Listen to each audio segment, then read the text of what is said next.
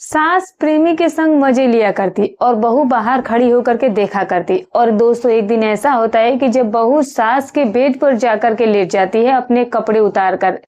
दोस्तों राम देवी के घर में बेटा भैरव और उसकी बहू जो कि अभी अभी जिसकी 3 दिन पहले ही शादी हुई थी, बहू का नाम रूपा होता है।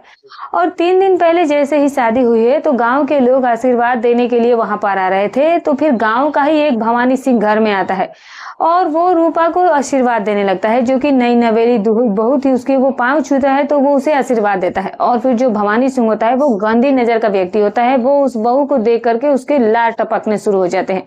यानी कि मन में वो लालच भरने लगता है। आशीर्वाद देता तो है, कमर पर हाथ फेरता है, लेकिन कमर पर हाथ वो गंदी नीयत से फेरता है। अब पीठ को वो मल देता है। अब जो बहू होती है जो कि नई नवेली होती है वो उस टाइम कुछ नहीं कहती है, लेकिन वो इस बात को ध्यान में रखती है। और अब जो रूपा होती बहू, दोस्तों उसने रात को सोते वक्त अपने पति भैरव सिंह को ये कहानी बताई थी कि दिन में जो तुम्हारे घर पर भवानी सिंह आया था उसने मेरे ऊपर गंदी नजर रखी है और उसने मेरे कमर पर गंदी तरीके से हाथ भी फेरा था, मेरी कमर को उसने छुआ था। अब तो ये बात दोस्तों भैरव सिंह जो है, जो उसका पति होता है, वो इसे ये बात बताई जाती है। तो फिर भैरव सिंह कहने लगता है कि मैं माँ से बोल दूंगा, ऐसा दोबारा नहीं होगा।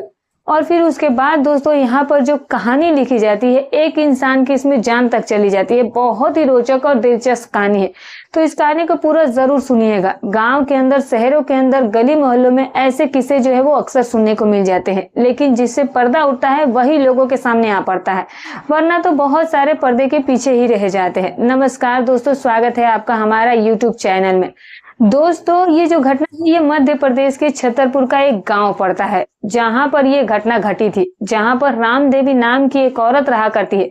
उसके पति का नाम किशन लाल होता है। राम देवी और किशन लाल के पास काफी ज्यादा खेती बाड़ी है और वो खेती बाड़ी ही क्या करते हैं, ये किसान है। इनका एक बेटा होता है जिसका नाम इन्होंने भैरव सिंह रखा हुआ था। अब जो दोस्तों राम देवी होती है वो जैसे ही खेतों पर जाती है तो उनके पड़ोस में एक खेत वाला जिसका नाम भवानी सिंह होता है, वो अक्सर ही उन्हें ताका करता था, देखा करता था, उसकी खूबसूरती को वो निहारा करता था, लेकिन अभी वो उसे कुछ कह नहीं पा रहा था। राम देवी का पति किशन लाल जो था वो बहुत ही ज्यादा हष्टपुष्ट और ताकतवर था और वो किसी से डरता वगैरह नहीं था, बहुत ही हिम्मती था। तो फिर पड़ोसी खेत वाला भवानी, उसकी नीयत तो पहले से ही खराब थी नीयत राम देवी के ऊपर, लेकिन कभी इसकी हिम्मत नहीं हो पा रही थी। अब धीरे धीरे समय गुजरता है। कई बार राम देवी और उसके पति खेतों पर चारा लेने या फसल लेने जाते तो वहीं पड़ोस में भवानी उन्हें देखा करता, मीठी पीठी बातें पति पत्नी से किया करता था।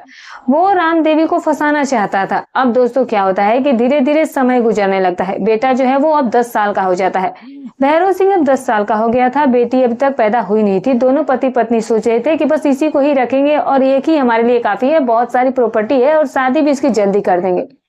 अब तो दोस्तों यहाँ पर दोस्तों क्या होता है कि बेटा जो है वो स्कूल जाना शुरू कर देता है, लेकिन फिर अचानक क्या होता है कि किशन लाल जो है वो अचानक से बीमार पड़ जाता है और फिर दिल की गति रुकने से उसकी मौत हो जाती है। अब जब दोस्तों पति की मौत हो जाती है तो फिर राम देवी अकेली तनहा हो जाती है। बेटा भी अभी 10 साल का है, उसे पढ़ाने लिखाने भी है और खेती बाड़ी इतना संभाल नहीं पाती है।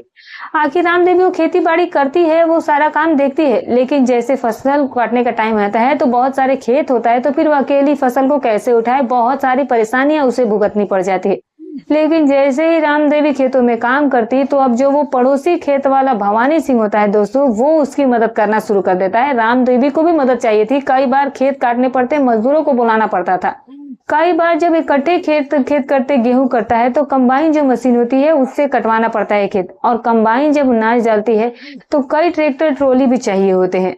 तो फिर ये जो पड़ोसी भवानी होता है ये इस चीज में इसकी मदद किया कर देता था। ट्रैक्टर ट्रॉली इकट्ठे करके अनाज को मंडी पहुंचा दिया करता और पैसे उसे दे दिया करता था।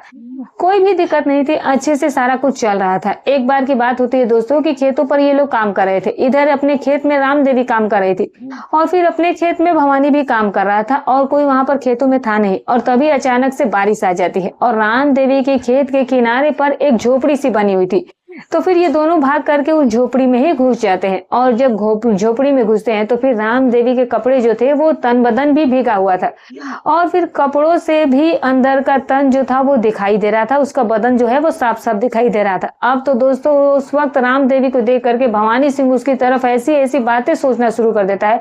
उसे कहने लगता है कि तुम्हारा मन नहीं करता, तुम्हारे पति को मरे हुए कई साल हो गया है, तुम कैसे अकेले रहती हो, तुम इतनी खूबसूरत हो। इस तरह से वो मीठी मीठी बातें करता है तो रमा देवी रोने लगती है कि क्या करूं, किस्मत ही ऐसी है। इतने में ही भवानी उसे गले लगाने की कोशिश करता है कि मैं हूं ना तुम्हारे साथ, और वो उसे गले लगा भी लेता है। और फिर ये जो औरत राम देवी होती है ये भी समझती है कि इसने मेरी काफी मदद की है, तो वो भी उसके गले लग जाती है।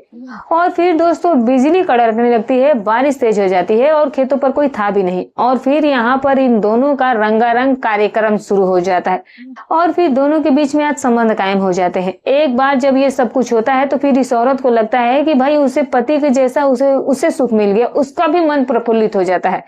इधर जो भवानी था उसका भी मन प्रफुल्लित हो गया था, क्योंकि वो भी कई सालों से उस औरत को पाने की चाह जो है वो अपने मन में रखे हुए था। अब तो ये सिलसिला दोस्तों रोज रोज का ही होने लगा था। जब भी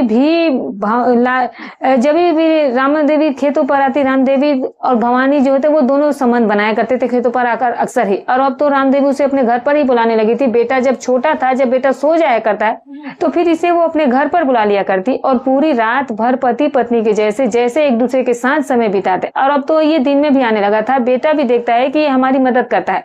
उसे इतना ज्ञान नहीं था तो फिर वो कुछ ज्यादा कहता नहीं था। इस तरीके से ये मामला जो था वो आगे चलता रहता है।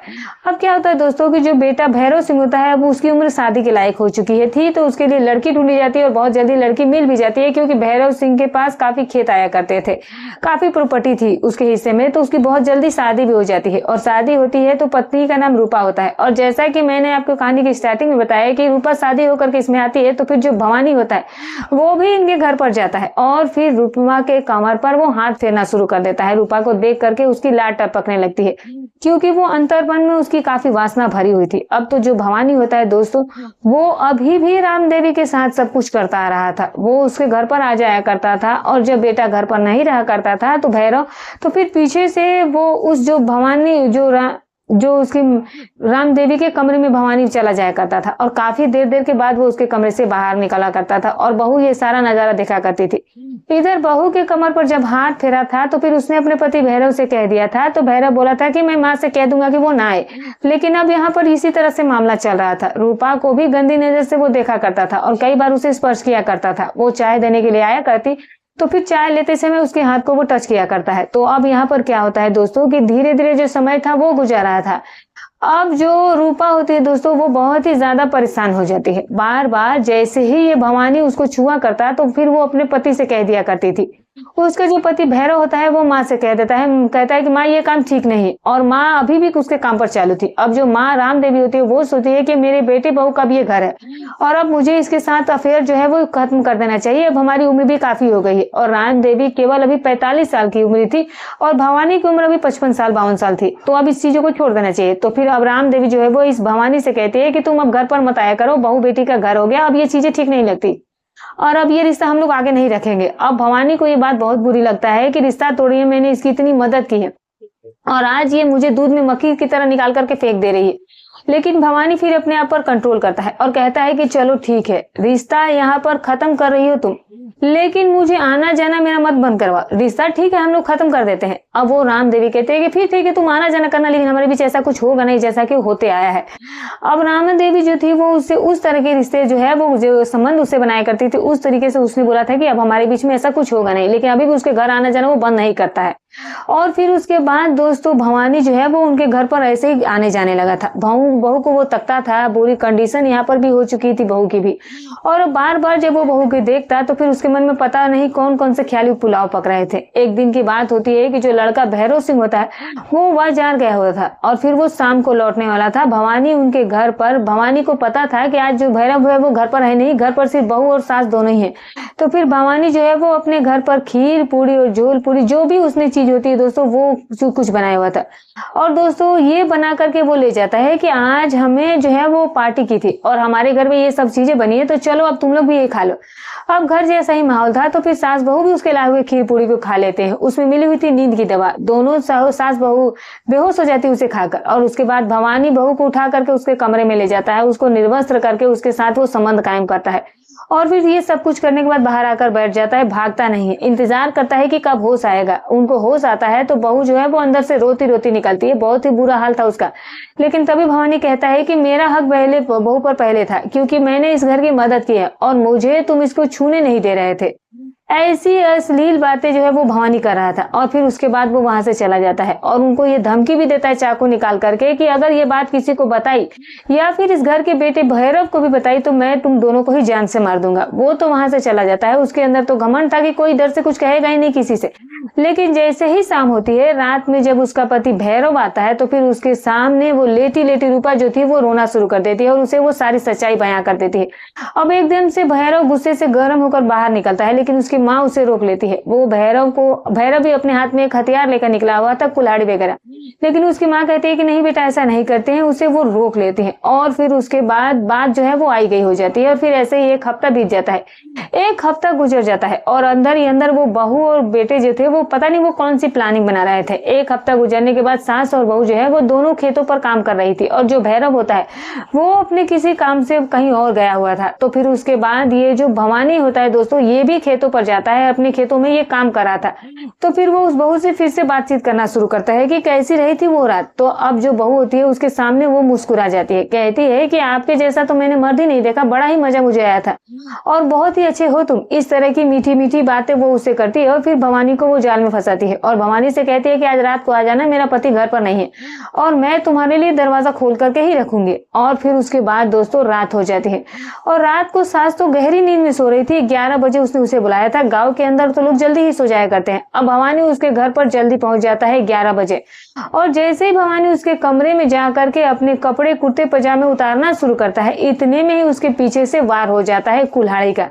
उसके ऊपर वार किए जाते हैं। वो चीखने चिल्लाने लगता है, निकल करके बाहर भागता है। बाहर जैसे ही शोर मचता है, लोग जो है वो एकदम से घरों से बाहर आते हैं। देखते हैं कि भवानी के पीछे जो है वो भैरव, वही लड़का पीछे पड़ा हुआ था, कुल्हाड़ी उसके हाथ में थी और चौराहे पर जाकर के उसके ऊपर कुल्हाड़ियों से वो इतने वार करता है कि उसकी वो जान तक ले लेता है।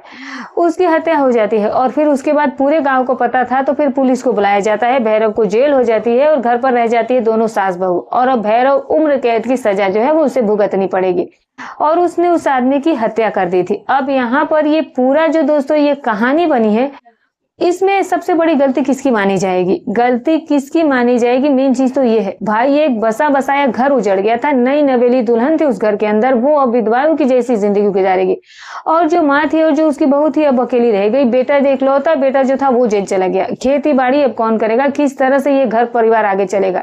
इसमें गलती किसकी थी? सबसे बड़ी गलती भवानी की थी, क्योंकि दूसरे की बेटी बहू पर वो गंदी नजर रख रहा था। उससे पहली गलती राम देवी की थी, जो कि उसके साथ मजे ले रही थी, उससे उसने घर तक एंट्री दे रखी थी और उसके साथ वो अवैध रिश्तों में थी। और तीसरी गलती यहाँ पर बेटे ने करी थी, उसने हत्या कर दी, वरना दूसरे भी तरीके हो सकते थे या फिर कुछ और भी बातचीत की जा सकती थी। अब उसने ये नहीं सोचा कि उसकी जिंदगी जो है वो अब पूरी जेल में जाएगी।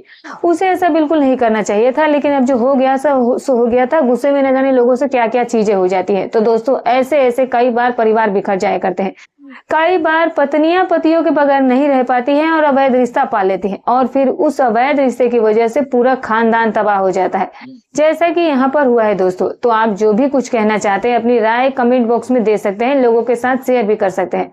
और दोस्तों इन वीडियो से बहुत कुछ सीखने को भी मिलता है और इनसे सीखा जरूर करें, क्योंकि ये जो वीडियो है जब हम देखते हैं तो ऐसी ही घटनाएं हमारे आसपास समाज के अंदर ज्यादातर घटित होती हैं। तो इन चीजों से सीख लेकर के